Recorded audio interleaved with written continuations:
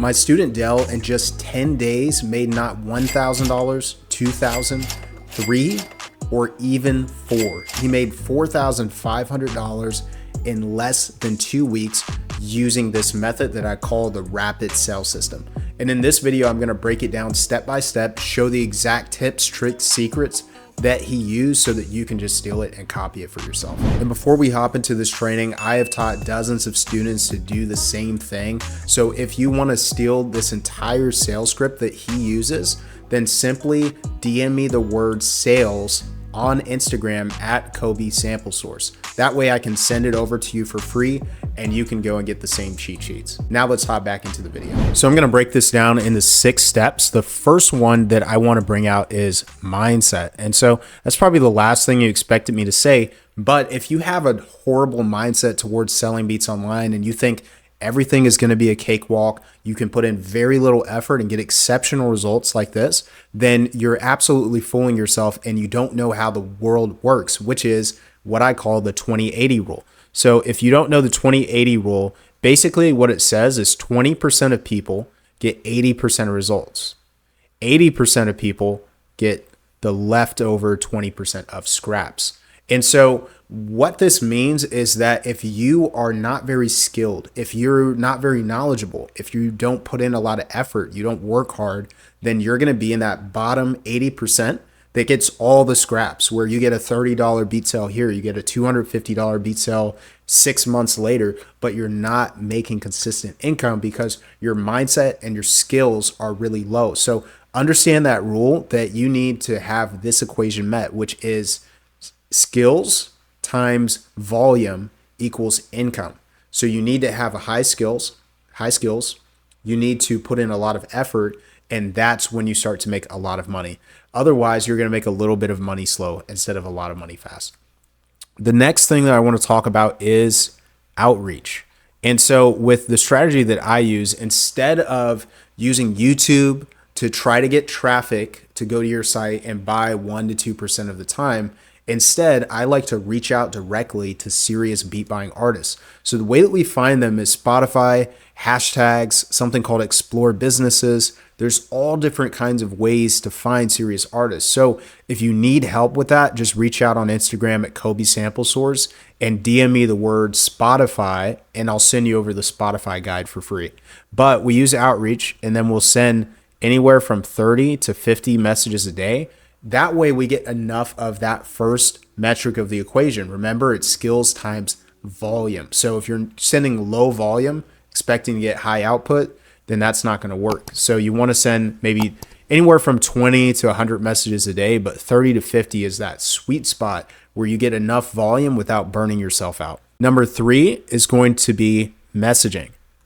So when it comes to messaging, a lot of producers think that they have this down. They're like, yeah, artists have bought beats from me before. I've sold beats through messaging. Well, like whenever you're selling a messaging, you're probably asking them to buy your beats in the DMs. That's a huge mistake if you want to get $4,500 in sales in 10 days. There's no way you're going to be able to do that. Maybe $450 in sales, but you're not going to make $4,500. And the reason is because they're not ready to buy yet. So if you're messaging and trying to get them to sell, then instead of doing that where you're trying to sell in the messages, just simply talk to them, chat, have a good convo, and build the relationship, and then get them onto a call instead.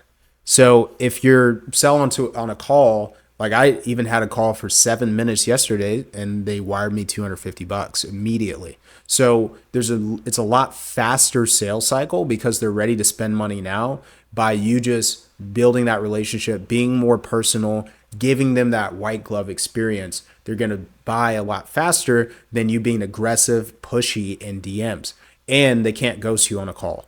So that is the main thing that you need to do, is message them to get them onto a call instead of messaging them to be aggressive and ask all these personal questions. So I prefer to just get them onto a call, and that way it's pretty easy to do. The next step is going to be calls themselves. So if you haven't done calls before, then it can be a little bit daunting to get on the phone.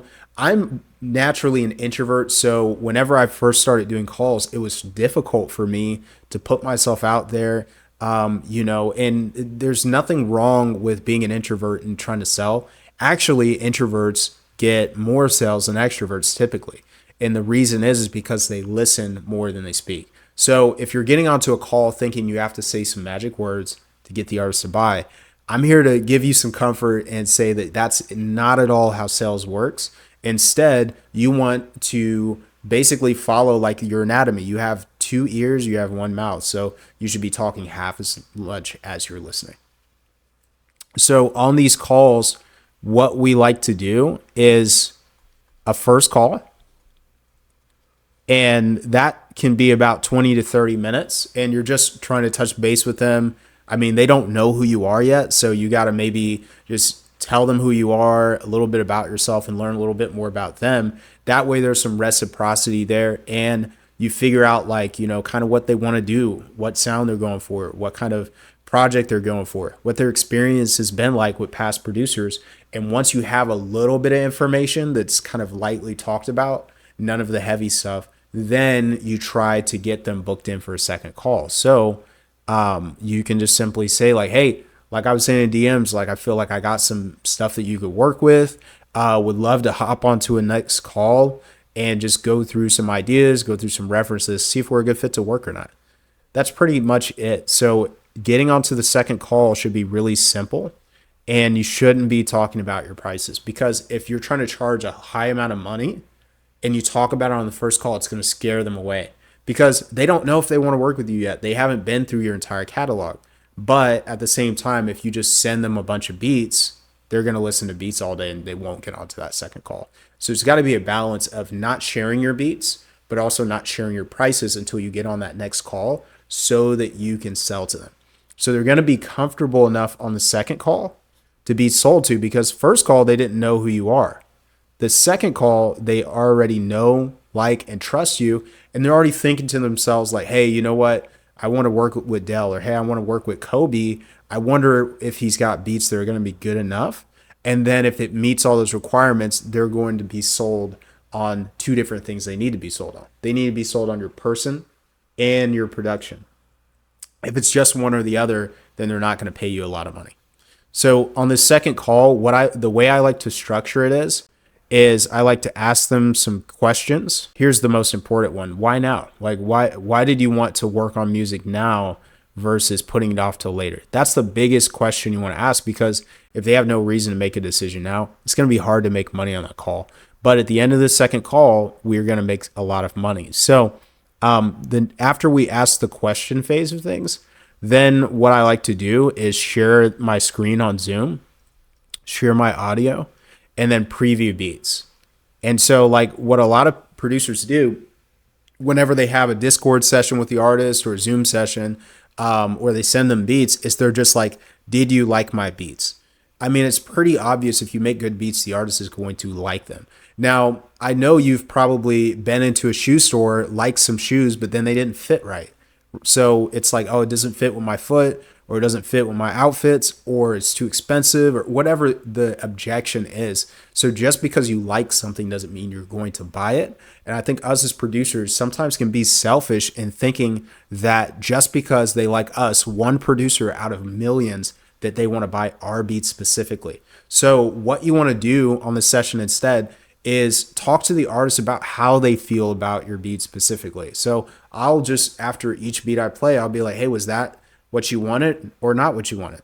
If they say, yeah, it's what I wanted, but then I'll go and say like, okay, well, what do you think was missing about this beat so I can play other beats that are closer to what you want? So when I'm curating ideas out for them, I want to only play them ideas that they like and that they're going to want to use with a song, because they can love the beat, but not have any ideas to work with it, no ideas to write to it. So you want to make sure that you ask them, hey, is this something that's a maybe you could write to, or something that you're pretty positive, you're pretty sure, for sure that you can write to it? If they say for sure, then go and save that one, put it to the side. If they say maybe, put it to the side. If they say no, then go and avoid playing those beats. Okay, so after you preview the beats and they're confident they can use them, we're going to move on to pitching them on an offer. So there's two parts we already talked about they need to be sold on, which is your person and your production. Now, the third thing they need to be sold on is what I call the payoff. So, and yes, I purposefully made that into 3 Ps so you guys can remember it. So person, production, payoff. If they're sold on those 3 things, they're going to want to invest money. And so when I say payoff and offer, those could be alien terms to use. So what I mean by that in offer is something that pays off for the artist. How does this pay off for them if they invest in it? Do they just get a beat, or does it solve a problem?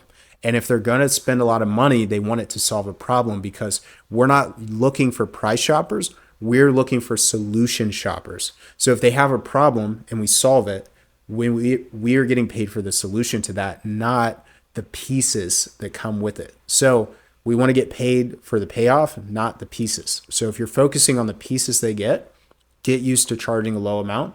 If you have something that solves a problem, it pays off for the artist, then you can charge whatever you want. So examples of the offer that Dell sold here was yearly access to his entire catalog. So they pay him one fee and they get a subscription to use any of his beats for an entire year. And it was only $1,000. So he sold this in this 10-day span. He sold anywhere from $500 to $2,000, and it's for basically the same thing. So you can sell it at whatever price you want, and they have to want this, they have to need it, they have to be able to afford it. So if they can only afford $500, the cool thing about this is it costs you no money to give them full access. So you can still give them, maybe 3 months of access, 6 months of access for a lower price amount. So that way it's a sliding scale of giving them more value, charging more, but at the same time, you're really only charging for air. Like, you've already made all the beats, you're not selling the exclusive license, so you can charge a low amount or a high amount, whatever they can afford, and then you can just take that. So that was his offer, and the way that it pays off for the artist is if they want to release a lot of music. So if they only want to release 1-2 songs, then you can go and sell something to them that's going to be under $500. If they want to release 5, 6, 10, 12 songs, or they just like to have a lot of ideas to be more creative, then that's how this is going to pay off for them, so that they'll pay you $1,000, $1,500, $2,000, and he's even got sales as high as $4,000. So that is the offer. And once you've pitched the offer, if they say they want it, then you can talk about your pricing.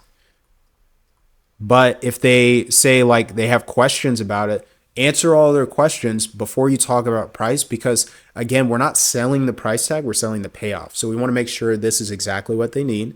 And when they're 100% sure, then they're sold on the production, your person, and the payoff. Then you can pitch your pricing. Once that's all done and they say, I 100% want this, you're like, cool. You get all of this for just $1,000.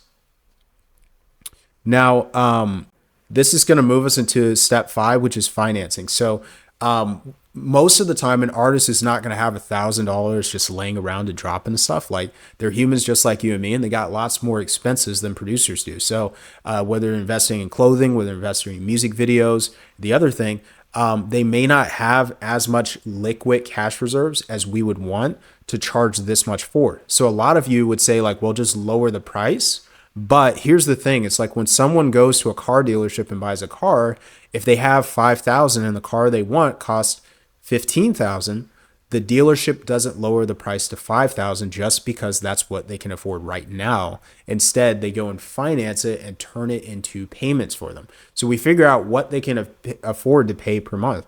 So instead of doing $1,000 and then lowering it to $250, we just do $250 a month. And so that way it turns it into a subscription for them, and they get access to your entire beat catalog. Far more worth than what's the price tag is on it. You could probably charge $2,000-$3,000 without them batting an eye either. But we want to give them a deal, so we do $1,000 and we figure out what they can do on a subscription. Now, what Dell did is instead of doing in-house financing, which is you're the bank, and if they decide not to pay you, then you lose out on all that money. What he did instead is use what's called buy now, pay later apps. So this can be anything like Some popular ones are Afterpay. Another one is Klarna. One that I use sometimes is called PayPal Credit. And the one that he uses the most, that approves them most of the time, is going to be Affirm. So this is what he used for all of these deals. All of them were Affirm deals. He got 4 in the last 10 days and made $4,500 in cash.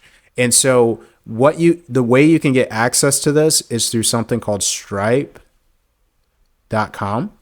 And if you don't see that option, don't freak out, because if you're not from the US or maybe the UK or Canada, it's going to be difficult to get access to that. I don't think they offer Affirm in those countries, but you may have access to Klarna. And if you're in the UK or Australia even, you may have access to Afterpay or PayPal Credit. So you may ask, like, why would the artist sign up for this versus the out-of-pocket payment plan?